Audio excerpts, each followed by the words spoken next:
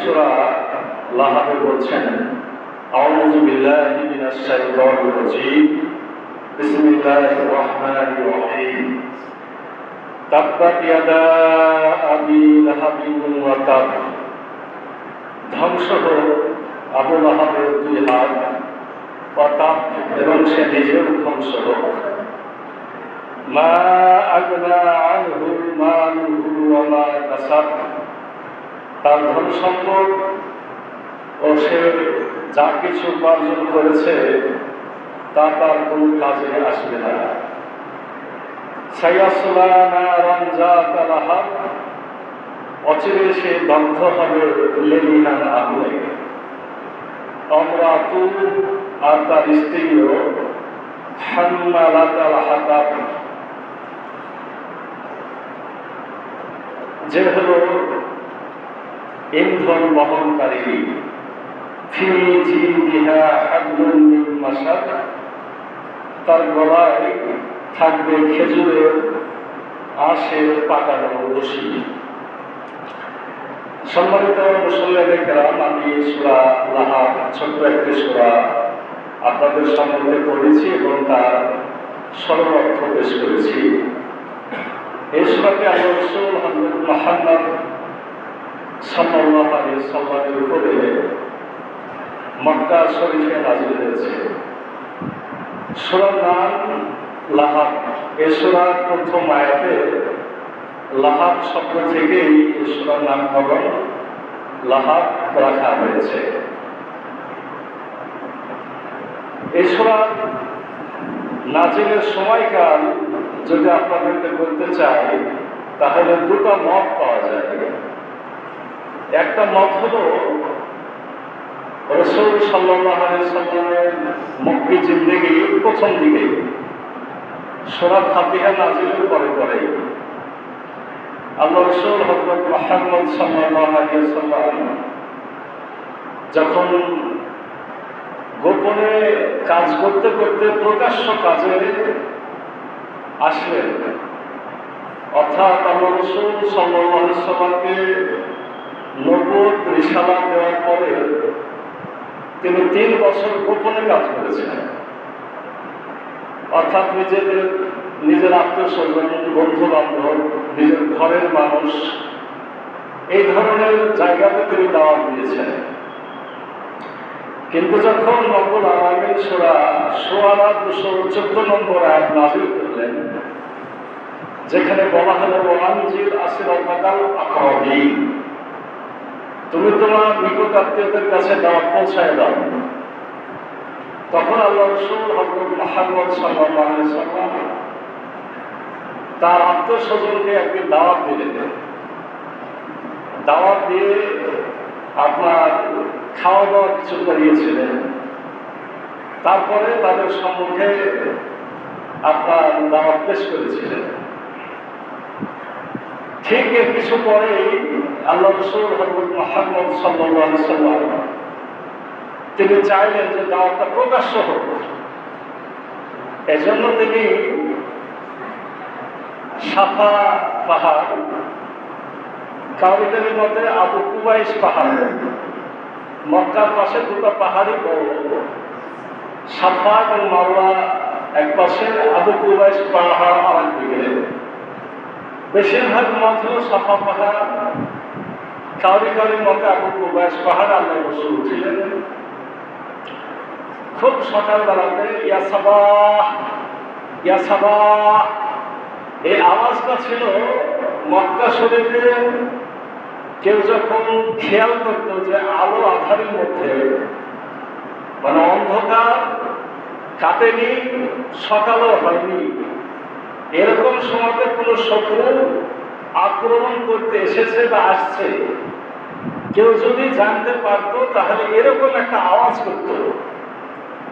এই আওয়াজ যেই করুক না কেন, তখন সকলের দায়িত্ব হতো সে জায়গাতে দৌড়ায় যাওয়া, যাতে বিপদ থেকে বাঁচা যায়।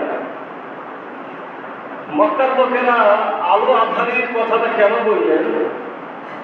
যে সাধারণত এর সময়তে আক্রমণগুলো হইত, কারণ এখনকার মতো তখন আলো ছিল না, টর্চ ছিল না, কারেন্টের বাতি ছিল না, এজন্য তারা যারা আক্রমণ করতে চাইতো তারা অন্ধকার থাকতে থাকতে, সকাল হয়নি অথচ অন্ধকার আছে, এরকম সময় আক্রমণ করে। সকালবেলার আক্রমণে একটা লাভ ছিল, যারা আক্রমণ করছে তারা প্রস্তুত, কিন্তু যাদের উপর আক্রমণ করা হচ্ছে তারা সাধারণত শেষে প্রস্তুত থাকতো না, সব গভীর ঘুমে আচ্ছন্ন থাকতো। এ সময় আক্রমণ করাটা খুব সুবিধা ছিল। তাদেরকে পরাজিত করার পরে ধন সম্পদ, মালামাল, টাকা পয়সা নেওয়ার ক্ষেত্রে তখন একটু আলোর দরকার হতো। সকালের আলোতে তখন সেগুলো লুট করে তারা আড়ালে ফিরে যেত। এই একটা অভ্যাস আরবের লুণ্ঠন যারা করতো, লুটতরাজ করতো, তাদের এই নিয়মটা চালু ছিল। আল্লাহ রাসূল সাল্লাল্লাহু আলাইহি সাল্লাম তখনকার সময়ে সব থেকে উপযুক্ত কৌশল মানুষকে ডাকা, এই কৌশলটা তিনি গ্রহণ করলেন। সকালবেলাতে হাত দিলেন, ইয়া সাবাহ, ইয়া সাবাহ, এভাবে আওয়াজ দিলেন, লোকেরা সব ছুটে আসলো। লোকেরা ছুটে আসলে আল্লাহ রাসূল হযরত মুহাম্মদ সাল্লাল্লাহু আলাইহি সাল্লাম তাদেরকে বললেন, আমি যদি তোমাদেরকে বলি যে এই পাহাড়ের পিছনে একদল শত্রু ওঁত পেতে আছে, এখনই তোমাদেরকে আক্রমণ করবে, তাহলে কি তোমরা আমার কথা বিশ্বাস করবে? সবাই বলল যে হ্যাঁ, অবশ্যই বিশ্বাস করবো। কারণটা হলো যে তুমি কখনো মিথ্যা কথা বলো না। তখন আল্লাহ রাসূল হযরত মুহাম্মদ সাল্লাল্লাহু আলাইহি ওয়াসাল্লাম বললেন, আমি তোমাদের সতর্ককারী, আমি দেখতে পাচ্ছি তোমাদের জন্য কঠিন আযাব অপেক্ষা করছে। ওই যে আল্লাহ বলেছেন, ওয়ানজির আসিরাতাকাল আকরাবিন, তুমি তাদেরকে সতর্ক করে দাও। কিসের সতর্ক? আখিরাতের সতর্ক, পরকালের ভয় দেখাও। আল্লাহ রাসূল এই কথাটা সহজ ভাষাতে বললেন, আমি তোমাদের সতর্ককারী, আমি দেখতে পাচ্ছি তোমাদের জন্য কঠিন আযাব অপেক্ষা করছে। এই কথা যেমন বলল, আবু লাহাব, সব বাড়ি থেকে লোক এসেছে। আবু লাহাব ছিল তার নিজের আপন চাচা, আপন চাচা। সেই চাচা সর্বপ্রথম চিৎকার দিয়ে বলেছিল, তুমি কি আমাদেরকে এজন্য ডেকেছ?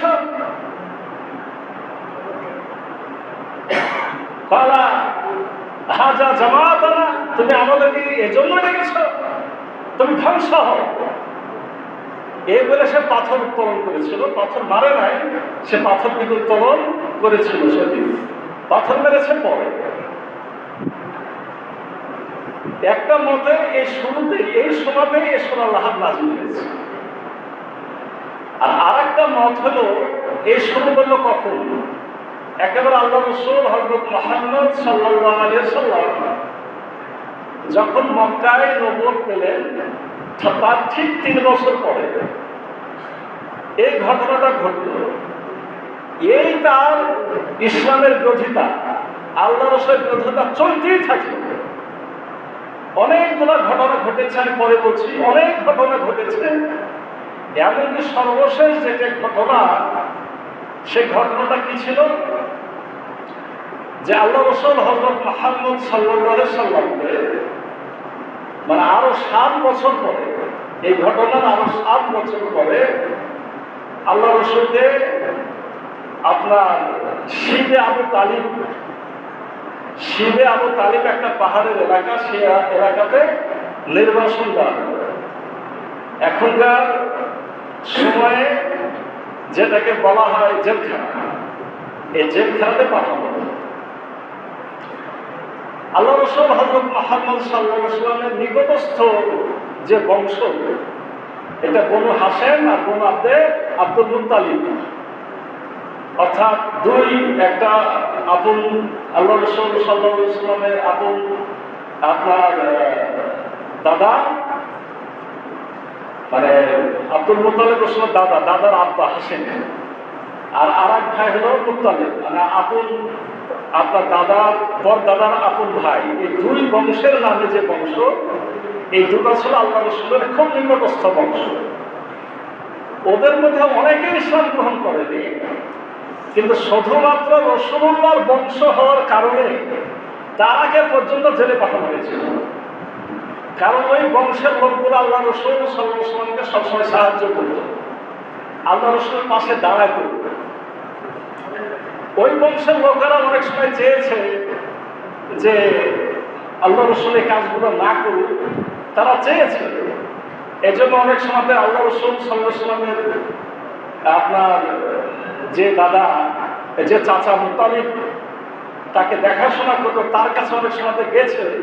কিন্তু যখন দেখা গেছে যে মুত্তালিব তাদের মানে বংশের মধ্যে নেতৃত্ব পর্যায়ে ছিল, কোনোভাবে আল্লাহ রসুলকে যখন থামানো যায়নি, তখন তাদের কথা ছিল যে তুমি তোমার কাজ করো, তবে তোমাকে রক্ষা করা আমাদের দায়িত্ব। রসুলের চাচা বলার কারণে রসুলের বংশের লোকেরা ইসলাম গ্রহণ না করলেও রাসূলুল্লাহ সাল্লাল্লাহু আলাইহি ওয়াসাল্লামের ক্ষতি হোক, তার ধ্বংস হোক, এটা তারা চাইতো না। কারণ ওই সময় বংশের দাম ধর্মের চাইতেও বেশি ছিল, বংশের দামটা ধর্মের চাইতেও বেশি ছিল, এমন একটা সময়। আর কাউরে যদি পিতা না থাকতো, চাচা তার পিতার মতো হয়ে যেত। এই জন্য ওই সময়ে যারা ইসলাম গ্রহণ করেনি বংশীয় লোক, তারা কোথায় গেল? রসুলের সাথে জেলখানায় গেল, কিন্তু একজন গেল না। সে কে? সে তার আপন চাচা এই আবুল আহাব। সে গোটা বংশের সাথে বিরোধিতা করে সে কাফের মুসলিমদের সাথে একত্র হয়ে আল্লাহ রসুল হযরত মুহাম্মদ সাল্লাল্লাহু আলাইহি ওয়াসাল্লামের বিরুদ্ধে করা শুরু করল। যে এলাকাতে এখনকার পর্যন্ত ঘেরাও করা জেলখানা না, সেটা একটা পাহাড়। অনেকে কি করতো? ওই এলাকাতে যেত, মালামাল কিছু বিক্রি করার জন্য এলাকাতে যেত, বাইরের মানুষেরা ভুল করে যেত। এই আবুল আহাব তাদেরকে ডাক দিত। আবুল আহাব কি করতো? তাদেরকে ডাক দিত, ডাক দিয়ে বলতো যে 3 গুণ 4 গুণ দাম চাও, তোমাদের ক্ষতিপূরণ আমি দিব। 3 গুণ 4 গুণ যখন দাম চাইতো, তখন তারা কি করতো? মানে আর কিনতে পারতো না। অভুক্ত নিজেদের শিশু, বাচ্চা, কন্যাদের কাছে খালি হাতে ফিরে যেত। আর আবুল আহাব তখন বাজার দরে সে মালামালগুলো তাদের কাছ থেকে কিনে নিত। এই যে ভয়ঙ্কর একটা কাজ, এই কাজটা করলো আল্লাহ রাসূল সাল্লাল্লাহু আলাইহি ওয়াসাল্লামের মানে মক্কি জিন্দেগির শেষের দিকে। এই কাজটাই ছিল সব থেকে ঘৃণিত। তাহলে এই যে 7 বছর ধরে সে যে বিরোধিতা করেছে, আর একটা মতে এই সূরাটা নাযিল হয়েছে এই শেষের সময়ে। মানে হঠাৎ করে যদি প্রথমে নাযিল হয়ে যায়, একটা মানুষের আজ একটা অন্যায় হবে, কাল একটা অন্যায় হবে, পরশু একটা অন্যায় হবে, অনেকগুলো অন্যায় হলে তো তার শাস্তিটা প্রচন্ড হবে নাকি? কারি কারি মতে প্রথম যখন সে আল্লাহ রাসূলের বিরোধিতা করে পাথর উত্তোলন করেছিল, তখনই সূরাটা নাযিল হয়। আর কারি কারির মতে না, তার যখন অপরাধ সমকলায় পরিপূর্ণ হলো, একেবারে বংশ থেকে বিচ্ছিন্ন প্রমাণ করে দিল সে নিজেকে, তখন এই সূরাটা নাযিল হয়ে কি করা হলো? আবুল আহাবের উপরে আল্লাহর অভিশাপ নাযিল হলো। সম্মানিত মুসলমানের কেরাম, এ হলো এই সূরা নাযিলের সময়কাল। এখন আসেন যে আবুল আহাবের উপরে আল্লাহ রাব্বুল আলামিন এত লানত কেন দিলেন? এই বিষয়ে যতগুলো ঘটনা আছে, তার মধ্যে প্রথম যেটা বললাম যে প্রথম সে পাথর তুলে কি বলল? তাব্বাল্লাকা আলে হাজা জামাতা, ধ্বংস হও তুমি, এজন্য কি তুমি আমাদেরকে ডেকেছো? তাহলে হাতে পাথর তুলে সে বলছে তাব্বাল্লাকা, তুমি ধ্বংস হও। কাকে বলছে? আল্লাহ রাসূল হযরত মুহাম্মদ সাল্লাল্লাহু আলাইহি ওয়াসাল্লাম বলছে। এইটা হলো তার শুরু, অপরাধের শুরু। এরপরে তার অন্যায় আমরা দেখতে পাই যে আপনার কাফের মুসলিম আরবের বাইরের যারা মানুষ, তখন যারা বাহির থেকে আসতো আল্লাহ রাসূল হযরত মুহাম্মদ সাল্লাল্লাহু আলাইহি ওয়াসাল্লামকে দেখা যেত যে তাদেরকে দিনের দাওয়াত দিচ্ছে, ইসলামের দাওয়াত দিচ্ছে, বা হজের সময় যারা আসতো দেখা যেত আল্লাহ রাসূল তাদেরকে দাওয়াত দিতে বের হতো। যেহেতু একই বাড়ি, পাশাপাশি বাড়ি, তখনই আবু লাহাব কি করতো? পিছন পিছন রওনা হতো। আল্লাহ রাসূল যে জায়গাতে দাওয়াত দিচ্ছে ওই জায়গাতে যে হাজির হয়ে বলতো, এর কথা শোনো না, এটা আমার আপন ভাতিজা, এর মাথা নষ্ট হয়ে গেছে, এই ভুল করছে। কোনো মধ্যে পাওয়া যায় যে আল্লাহ রাসূল সাল্লাল্লাহু আলাইহি ওয়াসাল্লাম দাওয়াত দিতে রওনা হয়েছে, পিছন থেকে সে পাথর ছুটছে, আর আল্লাহ রাসূল সাল্লাল্লাহু আলাইহি ওয়াসাল্লাম পা রক্তাক্ত হয়ে যাচ্ছে। এখন শেষ পর্যন্ত যারা বাইরের লোকজন তারা জিজ্ঞাসা করতো যে এই লোকটাকে, আর এই লোকটাই বাকি বলতো যে এর নাম মোহাম্মদ, সে নিজেকে নতুন নবী দাবি করেছে, আর এটা তার আপন চাচা। এই কথা যখন শুনতো অনেকে হিতে বিপরীত হতো যে কি এত দাওয়াত দেয়, যে এত খ্যাপা, এইভাবে পাথর মারে, আমরা ভালো করে মোহাম্মদ কি বলে জেনে যাব। তখন অনেকের ভিতরে কি ইসলামের দাওয়াতটা সহজে পৌঁছায় যেত। একদিন আবু লাহাব আল্লাহ রাসূলকে বলছেন যে হে মোহাম্মদ, আমি যদি ইসলাম গ্রহণ করি তাহলে আমার কি লাভ হবে, আমি কি পাবো? আল্লাহ রাসূল বললেন যে ইসলাম গ্রহণ করলে, ঈমান গ্রহণ করলে সবার যা হয় তোমারও তাই হবে। বললো যে সবাই যা পাবে তা আমিও পাবো, আমার এই ধর্ম গ্রহণ করার কোনো দরকার নাই। মানে তার কথা যে আমি পেলে অনেক বেশি পাবো, মানে এই জায়গাতেও সে তার স্বার্থটাকে খুঁজেছে। এরপরে আল্লাহ রাসূল হযরত মুহাম্মদ সাল্লাল্লাহু আলাইহি সাল্লাম এর বাড়ি একই ওয়ালের এপাশ ওপাশ হওয়ার কারণে সে কি করত? বাড়ি থেকে যত রকমের আবর্জনা, মলমূত্র, খারাপ কিছু সব পাক মেরে মেরে আল্লাহ রাসূল বাড়িতে ফেলে দিত। এমনকি অনেক সময় দেখা গেছে রান্না চলছে, খাদ্যের মধ্যে কি এসে করেছে, খারাপ কিছু এসে পড়েছে। এমনকি ছাগল, বকরি, উটের নারী ভুড়ি পর্যন্ত এই আবু লাহাবের পরিবারের লোকেরা আল্লাহ রাসূলের বাড়িতে ফেলে। আরো ভয়ঙ্কর কাজ আবু লাহাব করেছিল। সে কাজটা কি? যে আল্লাহ রাসূল হযরত মুহাম্মদ সাল্লাল্লাহু আলাইহি ওয়াসাল্লামের দুই মেয়ে উম্মে কুলসুম আর রুকাইয়া, উম্মে কুলসুম আর রুকাইয়া, এই দুই মেয়ের সাথে আবু লাহাবের দুই ছেলে উতবা এবং উতাইবা, উতবা এবং উতাইবা, এই দুজনের বিয়ে হয়েছিল। আল্লাহ রাসূল হযরত মুহাম্মদ সাল্লাল্লাহু আলাইহি ওয়াসাল্লাম যখন দ্বীনের দাওয়াত দেওয়া শুরু করলেন, আবু লাহাব তার দুই সন্তানকে নির্দেশ দিল যে তোমরা এই মুহাম্মদের দুই মেয়েকে যদি তালাক না দাও তাহলে তোমাদের সাথে আমার দেখা সাক্ষাৎ বন্ধ। তারা বাধ্য হয়ে আপনার আল্লাহ রাসূলের দুই মেয়েকে তালাক দিয়েছিল। শুধু তালাক দেয় নাই, উতাইবা, যেটা আপনার আল্লাহ রাসূল হযরত মুহাম্মদ সাল্লাল্লাহু আলাইহি ওয়াসাল্লাম দুই জামাইয়ের একজন, উতাইবা যেটা ছোট, উতবা বড়, উতাইবা ছোট। উতাইবা আল্লাহ রাসূল সাল্লাল্লাহু আলাইহি ওয়াসাল্লামের মুখের দিকে থুথু চালিয়েছিল। আল্লাহ যদিও সেই থুথু আল্লাহ রাসূল মুখে লাগতে দেন নাই, কিন্তু সে থুথু নিক্ষেপ করেছিল। এই জন্য রব্বুল আলামিন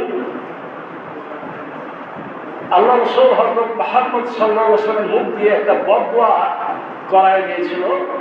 আল্লাহ রাসূল বলেছিলেন যে আপনার এই দুনিয়া আল্লাহ সৃষ্টি ভয়ঙ্কর একটা কুকুর তোমার দিকে লেলিয়ে দিচ্ছে, এবং এই কুকুরের দ্বারা তার পরিণতি ধ্বংস হয়েছিল। পরে বলবো ইনশাআল্লাহ।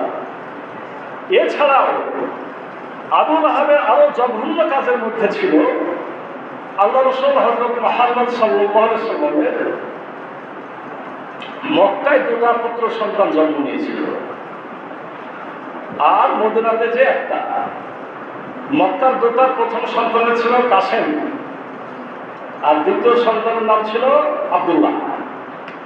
আর মদিনাতে একটা পুত্র সন্তান হয়েছিল, তার নাম হলো ইব্রাহিম। তাহলে মক্কাতে আবুল কাসেম আগে মারা গেছে। এরপরে যখন আব্দুল্লাহ মারা যায়, বাড়ির মধ্যে কান্নাকাটি শুনে উম্মে জামিল খোঁজ নিল, মানে আবুল আহাবের বউ উম্মে জামিল খোঁজ নিল যে কি ঘটেছে, তো সন্তান মারা গেছে।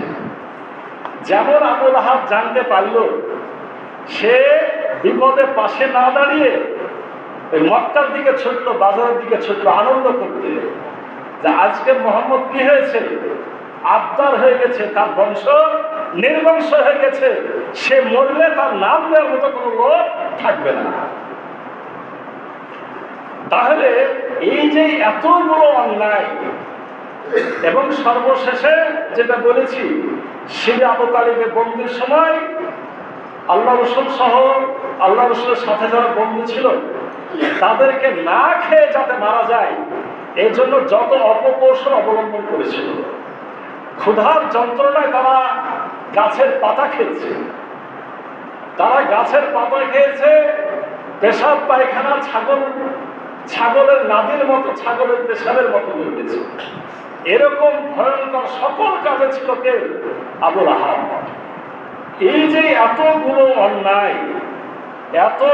অন্যায়ের কারণে আপনার এই সূরাটা নাজিল হয়ে তাদেরকে বদদুয়া দেওয়া হয়েছে। এতগুলো অন্যায় তার ছিল। সম্মানিত মুসলমান কেরাম, কোরআন শরীফে একমাত্র সূরা কাউরির নাম নিয়ে বদদুয়া করা সূরা একটাই, অথচ সেটাকে আল্লাহ রসুলের আপন চাচা। হাদিস থেকে পাওয়া যায় রাসূল সাল্লাল্লাহু আলাইহি ওয়াসাল্লাম এই সূরাটা একটু কমই তেলাওয়াত করতেন। আল্লাহ রসুল সূরাটা কি করতেন?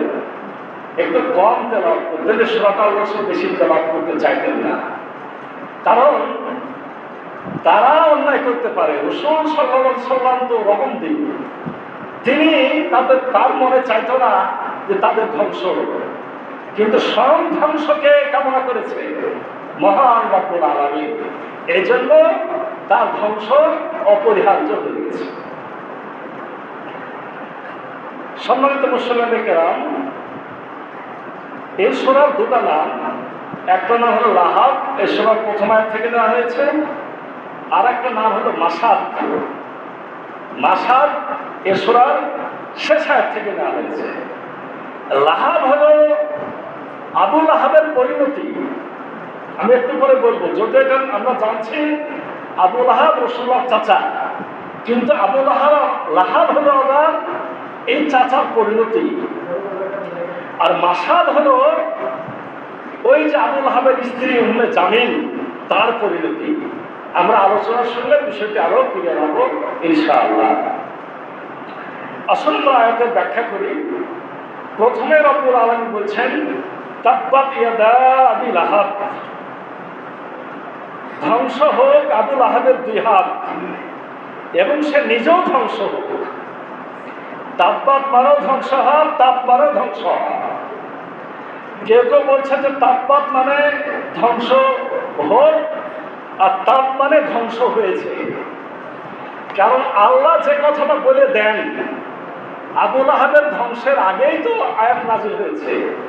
আল্লাহ যেটা বলে দেন সেটা কি না হয়ে পারে? সেটা না হয়ে পারে না। সম্মানিত মুসলমান কেরাম, তাব্বাত ইয়াদা আবি লাহাব, এখানে বলা হলো আবুল আহাবের হাত ধ্বংস। হাত মানে কি শুধু এ হাত না, হাত মানে হলো পাওয়ার। কিছু একটা ঘটেছে, আমরা কি বলি অমুক কাজে অমুকের হাত আছে, ওকে হাত দিয়ে কাজটা করেছে।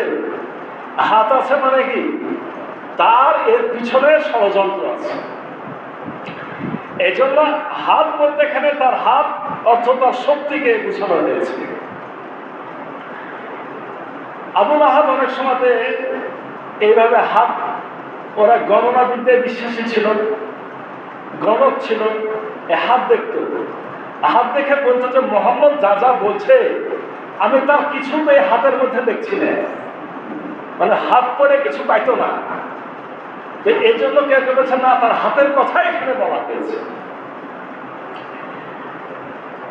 আবার আপনার এই হাত বলতে সে বলতো যে মোহাম্মদ যে আমার ধ্বংস কামনা করে বা যে ইসলামের দাওয়াত দেয় বা আখিরাতের ভয় দেখায়, আমার যে পরিমাণ লোকবল আছে, আমার যে পরিমাণ অর্থ আছে, এর মোকাবেলায় মোহাম্মদ আমার কিছু করতে পারবে না। এজন্য বলা হচ্ছে যে রব্বুল আলামিন প্রথমে তার পাওয়ার বা ক্ষমতা, দ্বিতীয়ত হাত বলতে সরাসরি তার হাতের কথা এখানে বলেছেন। এরপরে বলা হচ্ছে আবি লাহাব। আচ্ছা, আবি লাহাব তার নাম ছিল কি আসলে জানেন? নাম ছিল আব্দুল উজ্জা। আব্দুল উজ্জা মানে হলো উজ্জার দাস। আল্লাহ রসুলের পিতার নাম ছিল আব্দুল্লাহ, মানে আল্লাহর দাস, আর এর নাম ছিল আব্দুল উজ্জা, উজ্জার দাস।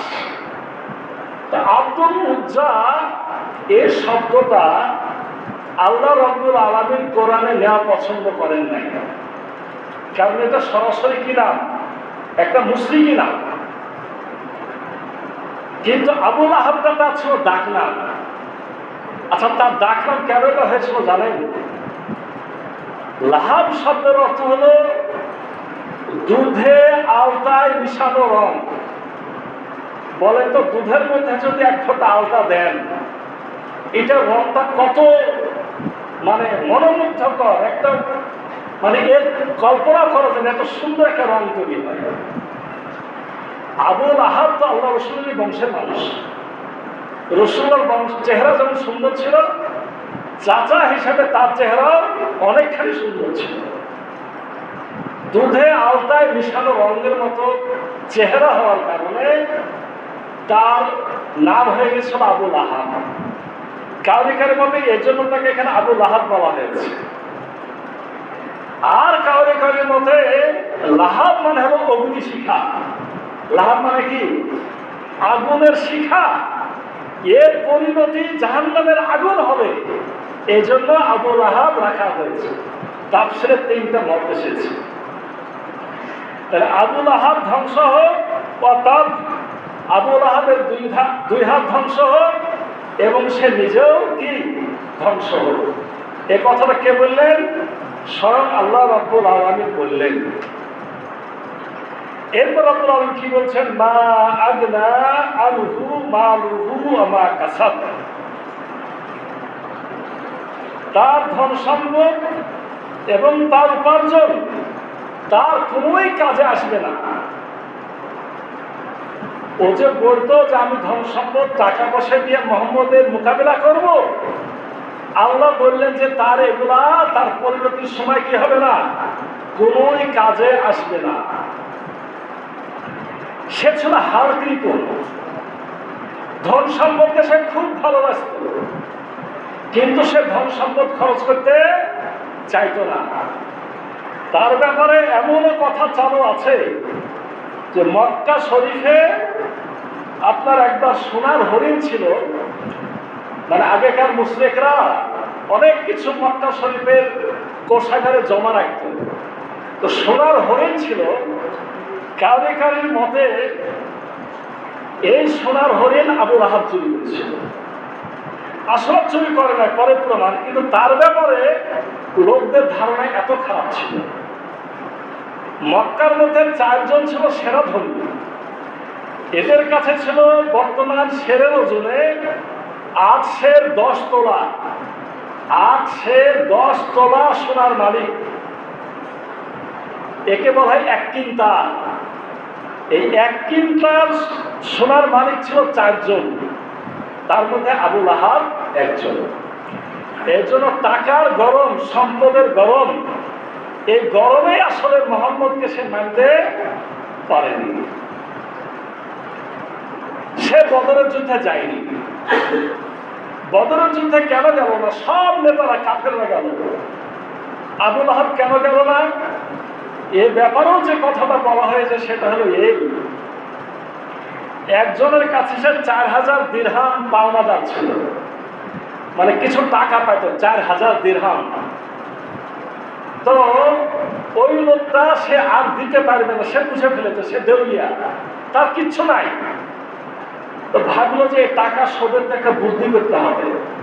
সে বুদ্ধি কি, আমার বদলে তুমি যুদ্ধে যাও, আমার বদলে তুমি যুদ্ধে গেলে কি হবে, আমার পাওনা টাকা শোধ হবে, তোমাকে দেওয়া লাগবে না, আর মাঝখানে নিজের জানটাও কি বেঁচে গেল। সে এত সম্পদের মহ ছিল, এত কৃপণ ছিল, আল্লাহ বলছেন যে না, তার এই মাল সম্পদ মা আগনা আনহু মালুহু, তার এই মাল সম্পদ আর কোনোই কাজে আসবে না, কোনো কাজে আসেনি। এবং বলা হয়েছে অমা কাসাব, এবং তার উপার্জনও কোনো কাজে আসবে না। আমরা এই ঘটনা অনেকবার শুনেছি। আপনার এই বদরের যুদ্ধতে সে গেল না নিজেকে বাঁচানোর জন্য, কিন্তু সে কিন্তু বাঁচতে পারেনি। এই ঘটনার পরে, বদরের যুদ্ধের পরে যখন সে আপনার খবর পেল, যখন খবর পেল যে বদরের যুদ্ধে কি ঘটেছে, আপনার মুহাম্মদ সাল্লাল্লাহু আলাইহি ওয়াসাল্লামের বিজয় হয়েছে, এবং মক্কা থেকে একজন ব্যক্তি সে গল্প করছে, একজন গোলাম, যে মুহাম্মদ সাল্লাল্লাহু আলাইহি ওয়াসাল্লামের বাহিনীকে ফেরেশতারা যেন সাহায্য করছে। মনে হচ্ছে যে আমরা যেন উটের মতো গলা আগায় দিচ্ছে আর আরামে জবাই করছে, মানে এইভাবে গল্প করছে। এই গল্প শুনে আপনার ওই গোলামটাকে, এই গোলামটা ছিল উম্মুল ফজলের গোলাম। উম্মুল ফজলটাকে আল্লাহ রাসূলের চাচা আব্বাস রাদিয়াল্লাহু আনহু, তার স্ত্রীর নাম উম্মুল ফজল। উম্মুল ফজলের গোলাম এসে গল্প করছে, এই জন্য গোলামের উপর সে রেগে গেল। রেগে যে আপনার ওই গোলামকে মানে মারতে উদ্যত হয়েছে, মারছে। কার গোলাম? তার তো গোলাম না, আরেকজনের গোলাম, উম্মুল ফজলের গোলাম। উম্মুল ফজলটা তার ছোট ভাইয়ের স্ত্রী, আবু লাহাবের থেকে ছোট হলো আব্বাস, আপন ভাইয়ের ছোট ভাইয়ের স্ত্রী। বলা হচ্ছে যে তখন এই উম্মুল ফজল আপনার উট বা গরু ছাগলকে যে খুঁটা দিয়ে আমরা পুঁতি, এই একটা খুঁটা তুলে আচ্ছা করে আবু লাহাবকে পিটাইছে। বুঝতে পেরেছেন যে আমার গোলামকে তুমি মারছো কেন? এই পিটানি খাওয়ার পরে 7 দিনের মাথায়, বদরের যুদ্ধের ঘটনা 7 দিনের মাথায় তার অসুখ শুরু হলো। এই গলাতে বলা হচ্ছে, গলার থেকে অসুখটা শুরু হলো ফুসকুড়ি, আস্তে আস্তে গোটা শরীরে এটা ছড়ানো শুরু হয়ে গেল। এই অসুখটা মক্কা লোকেরা চিনত যে এই অসুখ হলে আর কি হবে না, সে আর বাঁচবে না। কাউরির মতে তখন তার গলাতে বা পায়ে দড়ি বাঁধা হল, দূর থেকে এভাবে দড়ি চালায় তার গলাতে ফাঁস দিয়ে একটা উটের সাথে দড়িটা বেঁধে উঠকে চালানো হইল। অনেক দূরে যখন চলে গেল তখন উটটাকে খুলে নিয়ে আসা হলো। মানে কি, মানে ওকে বাড়িতে রাখা যাবে না, দূরে রেখে আসো। ওখানে সে পানিও পায়নি, খাবারও পায়নি, কিচ্ছু পায়নি। একটা সময় সে মরল। মরার পরে 3 দিন পর্যন্ত সেখানে পড়ে থাকলো, মানে মৃত লাশ 3 দিন পড়েছিল। যখন পচে গন্ধ শুরু হয়ে গেল, তখন মক্কার লোকেরা তার ছেলেদেরকে ধরল, এই তোদের বাপের এই অবস্থা, আর ওই গন্ধটা আমরা সহ্য করতে পারছি না, ব্যবস্থা তোমরা করো। বাধ্য হয়ে ছেলেরা ওই পাহাড়ের নিচে একটা গর্ত খুলল। আপনার হাবশির গোলামদের কিনে গর্ত খোলায় বললো যে এই লাশকে এবার গর্ততে ফেলো। তখন হাবশিরা বাহা দিবে না, ওরা গর্ত খুলে দূর থেকে লম্বা লাঠিকে ঘুতায় লাশটাকে গর্তের মধ্যে গড়ায় দিল। এরপরে আমাদের দেশের মতো তার মাটি নাই, এবার ওপর থেকে বড় বড় পাথর পাক মেরে মেরে মেরে মেরে মেরে মুখটাকে ঢাকা হল। বুঝতে পেরেছেন? না খেয়ে মরল, শুকায় মরল। মরার পর 3 দিন পর্যন্ত লাশের কাছে গেল না, তারপরে গর্ত খুঁড়ে লাঠি দিয়ে ঘুটাইয়া তাকে গর্তে ফিরে তাকে দাফন করা হলো। তাহলে তার ধন সম্পদ টাকা পয়সা কোনো কিছু কি তার কোনো কাজে লেগেছিল? কোনো কিছু তার কাজে লাগেনি। এমনকি আপনার অমা কাসাব, সে যা কিছু উপার্জন করেছে, উপার্জন বলতে সন্তানকে বোঝানো হয়। তখনকার দিনে নিজের সন্তানও তার সম্পদ ছিল মানুষের। তো তার সন্তান ছিল দুটো নাম আগে বলেছি, একটার নাম উতবা, মেজটার নাম মুআত্তাব, ছোটটার নাম উতাইবা, আর একটা মেয়ে ছিল দাল্লা। এই ছেলেরাও কি কোনো উপকার করতে পারলো? তার কোনো উপকার করতে পারলো না। উপকার তো করতে পারলো না। আপনার দাল্লা যে মেয়েটা, একটা মেয়ে ছিল, হিজরত করে মদিনায় যে মুসলমান হয়ে গেছে। আর উতবা এবং মুআত্তাব আর 2 ছেলে, এই 2 ছেলে মক্কা বিজয়ের পরিশ্রম গ্রহণ করেছে। তাহলে যারা যে কারণে আবু লাহাব মুহাম্মদের বিরোধিতা করলো, 3 ছেলেকে অলরেডি সে দলে কি চলে গেল। তাহলে তার তো কাজে আসলোই না, তার পক্ষেও কি তারা থাকলো না। আর একটা ছেলে যে উতাইবা, ও যে আল্লাহ রসুলের দিকে থুথু চালিয়েছিল, আল্লাহ রসুল সাল্লাল্লাহু আলাইহি ওয়াসাল্লাম তাকে বদদুয়া করেছিলেন। যখন তাকে বদদুয়া করা হয় যে একটা ঘৃণিত কুকুর, আল্লাহ সৃষ্ট একটা কুকুরদের মধ্যকার একটা কুকুর তোমাকে ধ্বংস করুক, এই দোয়ার পরে আবু লাহাব কিন্তু তার ভিতরে ভয়টা ঢুকে গেছিল। এত খারাপ, এত শত্রু, তারপরও কি আল্লাহ রসুলের বদদুয়াকে সে ভয় করত। আর আমরা এত ভালো মুসলমান, নামাজ পড়ি, রোজা করি, অথচ আল্লাহর অভিশাপ, রসুল লানত আমরা কিন্তু ভয় করি না। তাহলে ইমান কার বেশি? আমরা যে ইমানের কথা বলি, ইমান মানে ভিতরের ব্যাপার, এই বিশ্বাস ওদের ছিল বেশি। আমি কথা বুঝাতে পারছি? বিশ্বাসের সাথে কাজ করতে হবে, তাহলে আপনার ইমানটা পরিপূর্ণ হবে। কাজ না করলে কোনো মূল্য নাই। আল্লাহ রসুলের এই বদদুয়াকে সে এত ভয় করেছিল, আল্লাহ রসুলের এই বদদুয়ার পরে আবু লাহাব ওই ছেলেকে নিয়ে, উতাইবাকে নিয়ে সিরিয়া যাচ্ছে ব্যবসা করতে। রাস্তার মধ্যে তাঁবু খাটালে গ্রামের একটা লোক ফাঁকা জায়গায় তাঁবু দিয়েছে। ওই দূরের একটা লোক এসে বললো যে এই জায়গাতে তাঁবু খাটালেন, এখানে রাতে কিছু ভয়ঙ্কর প্রাণী আনাগোনা আছে। যেমন এই কথা বলেছে, সে তো একেবারে পুরাপুরি ভয় পেয়ে গেল যে আজকে আমার ছেলেকে বাঁচাতে আর পারবো না। তখন কি করলো? সবাইকে নির্দেশ দিল, তোমাদের সকলের উটকে গোল করে শোয়াও, আর আমার ছেলেকে মাঝখানে শোয়াও। এরপরে তোমরা সবাই মিলে রাত্রে পাহারায় থাকবে, যেন উতাইবা কেউ কাউরি দ্বারা আক্রান্ত না হয়। আল্লাহ যদি চান, কেউ কি কারি ধ্বংস ঠেকাতে পারে? আল্লাহ চাইলে ধ্বংস ঠেকানো যায় না। উট শুয়েই আছে, মানুষেরা পাহারাতেই আছে। কখন ভয়ঙ্কর পশু ঢুকেছে, হয়তো ওই সময় আল্লাহ সবাইকে ঘুমাই দিয়েছে। মানুষ যদিও আল্লাহর কথা শোনে না, পশু পাখিদের কথা শুনে, হয়তো উটগুলা রাস্তা করিয়েই দিয়েছে। মানে কেউ জানেনি কিভাবে কি ঘটলো। সকালে দেখলো এত কিছুর পরেও উতাইবার মাথা এক জায়গায়, পা এক জায়গায়, কলিজা খাওয়া। তার মানে কি হয়েছে? ওই ভয়ঙ্কর প্রাণী এসে উতাইবাকে শেষ করেছে। এর বাপের মতো কিছুটা বেশি ছিল, থুথু চালিয়েছিল, এজন্য সে এইভাবে শেষ হয়েছে। আর বাকিগুলোকে আল্লাহ কবুল করেছিলেন, পরে তারা তওবা করে কি হয়েছে? ইসলাম গ্রহণ করেছে।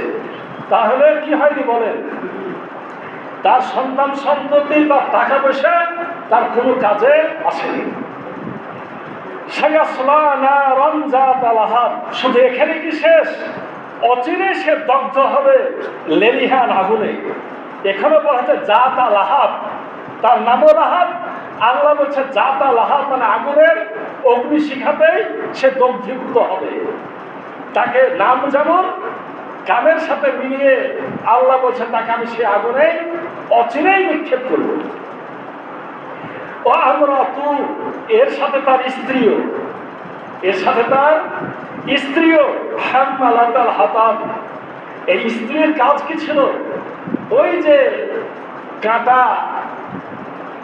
নিয়ে এসে আল্লাহ রসুল যে রাস্তা দিয়ে বের হয়ে বালির তলে বড় বড় কাঁটা ফেলে রাখেন, যাতে আল্লাহ রসুল বের হওয়ার সাথে সাথে, আল্লাহ রসুলের ছেলে মেয়ে বের হওয়ার সাথে সাথে পায়ের মধ্যে কি ঢুকে? কাঁটা ঢুকে। এই স্ত্রীর নাম ছিল উম্মে জামিল। উম্মে জামিল মানে আবু লাহাব মানে সুন্দরের বাপ, আর উম্মে জামিল মানে সুন্দরের মা, মানে এত বেশি সুন্দরী ছিল। এই মহিলার নাম ছিল আসলে আরদা, আবু সুফিয়ানের বোন।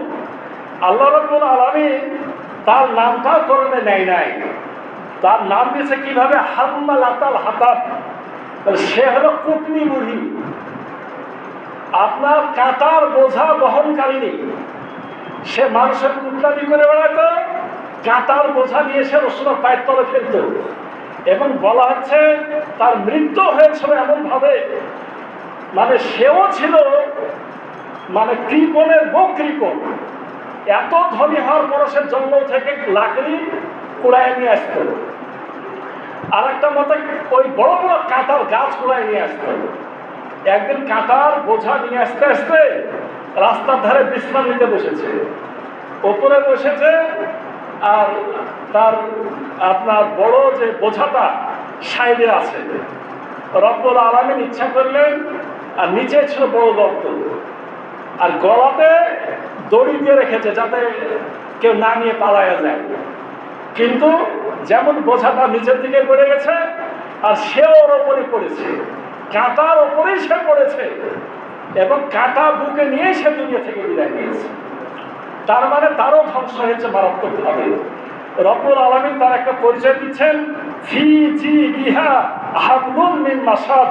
তার গলায় থাকবে খেজুরের গাছের পাকানো শক্ত রশি। দুনিয়া তো রশি নিয়ে মারা গেছে, আর জাহান্নামও থাকবে গলাতে লোহার শিকল। এবং লোহার শিকল থাকার পিছনে একটা কারণ বলা হয়েছে, জিদ মানে গলার হার। তার গলাতে ছিল একটা দামি অনেক মোটা শক্ত বড় একটা হার ছিল সোনা। সে বলতো যে মোহাম্মদের কি প্রয়োজনে মোহাম্মদের লোকদেরকে এই সোনার হার বিক্রি করে হলো তাদের বিরোধিতায় কাজে লাগাবো। এই জন্য রব্বুল আলামিন তাকে পুরস্কার করলেন, তার ধ্বংস হবে এইভাবে গলাতে শক্ত বেড়ি পাকানো থাকবে জাহান্নামে। এই সূরা যখন নাজিল হয় তখন একদিন সে শুনতে পেয়ে হাতে পাথর নিয়ে আল্লাহ রসুলকে মারতে দিয়েছে। আল্লাহ রসুল আবু বকরকে রাদিয়াল্লাহু আনহু নিয়ে সাথে বসে আছে। পাথর দেখে আবু বকর রাদিয়াল্লাহু আনহু বলছেন, ইয়া রাসূলুল্লাহ, আপনাকে তো মারবে সে, তুমি চুপ করে থাকো। আবু বকর চুপ করে থাকলো। আবু বকর সামনে যে বলছে, এই তোমার সঙ্গী কই? তোমার সঙ্গে আমার বিরোধিতা করে, আমি তাকে পাথর দিয়ে তার মুখ ফাটাই দেব। আল্লাহ রসুল ইশারা করছে যে তুমি চুপ থাকো। আবু বকর রাদিয়াল্লাহু আনহু চুপ থাকলেন, কিন্তু আল্লাহ রসুলকে দেখতে পেলেন না। পরে যখন সে চলে গেল তখন আল্লাহ রসুলকে আবু বকর বলছে, ব্যাপার কি? বলছে, রব্বুল আলামিন তার চোখ থেকে আমি আড়ালে করে দিয়েছি। ও শুধু তোমাকে দেখেছে, আমাকে দেখতে পাইনি। এই ভয়ঙ্কর মহিলা যেহেতু আবু লাহাবকে সহযোগিতা করত, একই জাহান্নামে দুজনে যাবে। আমি শুধু শিক্ষাগুলো কয়েকটা বলে শেষ করি। এই সূরা থেকে আমরা কি কি শিখলাম? এক নম্বর হলো, দিনের ব্যাপারে আত্মীয়তার কোনো মূল্য নাই। চাচা অনেকে মনে করে মুহাম্মদের বংশের লোক হলে আমি বেঁচে যাব, তো এটা আপন চাচা ছিল না। অনেকে মনে করে যে আরবের মৃত্যু হলে আমি মনে হয় জান্নাতে যাব। আবু জাহাল আবু লাহাবের মৃত্যু আরবে হয়নি, একটা ভুল ধারণা। আপনি যেখানে থাকেন ঈমান নিয়ে মৃত্যু হলেই আপনার আমার লাভ হবে, এছাড়া কোনো লাভ হবে না। ইসলাম গ্রহণ করলে ঈমান হলে আপনার লাভ, বেঈমান থাকলে আপনার ধ্বংস। ঈমান গ্রহণ করলে মুমিন আপনার বন্ধু, আর যে ঈমান গ্রহণ করলে সে আপনাকে হবে দুশমন। 2 নম্বর শিক্ষা, আল্লাহ যেন আমাদের ধ্বংস না করেন, এজন্য আমাদেরকে আল্লাহর কাছে দোয়া করতে হবে। আর আল্লাহর বিরুদ্ধতা যারা করে ওই কাফের মুসলিমদের যাতে আমরা সহযোগী না হয় এই বিষয়ে আমাদের সাবধান থাকতে হবে। 3 নম্বর হলো আমাদের ধন সম্পদ আল্লাহর পথে খরচ করার চেষ্টা করতে হবে, কারণ কাফের মুশরিকরা ইসলামের ক্ষতি করার জন্য খরচ করে, আমাদের বিপরীতে আল্লাহর পথে খরচ করতে হবে। 4 নম্বর জেনে রাখেন, দুনিয়ার আখেরাত এটা খুবই কাছে। আল্লাহ বললেন না যে সাইয়াসলা নারান জাত আলাহা, খুব শীঘ্রই আমি আবু লাহাবকে জাহান্নামের আগুনে ফেলবো। তার মানে আখেরাতটা কিন্তু খুব কাছে, এ ব্যাপারে আমাদের সতর্ক থাকতে হবে। 5 নম্বর শিক্ষা হলো আমার পরিবার, আমার সন্তান সন্ততি, আমার ছেলে মেয়েকে এমনভাবে গঠন করতে হবে তারা যেন দিনের সহযোগী হয়, তাহলে জান্নাতে যাব। আর যদি তারাকে তৈরি করতে না পারার কারণে তারা ইসলামের বিরোধিতা করে, উঠবা উঠাইবার মতো কাজ করে, তাদের কারণে আমাদের পাপের বোঝা ভারী হয়ে যাবে। 6 নম্বর শিক্ষা হলো সবচেয়ে প্রিয় সম্পদটাও যেন আল্লাহর পথে খরচ করতে পারি। একজন জাহান্নামী মহিলা গলার সোনার হার ছিল তার কাছে দামি, সে আল্লাহর পথে আল্লাহর বিপক্ষে খরচ করতে চেয়েছে, তার বিপরীতে মুমিনদের উচিত হবে কি সব থেকে প্রিয় সম্পদ আল্লাহর পথে খরচ করার চেষ্টা করা। রব্বুল আলামিনের সূরা থেকে শিক্ষাগুলো গ্রহণ করে সে অনুযায়ী আমাদের আমলের জিন্দেগি সুন্দর করার তৌফিক দান করুন।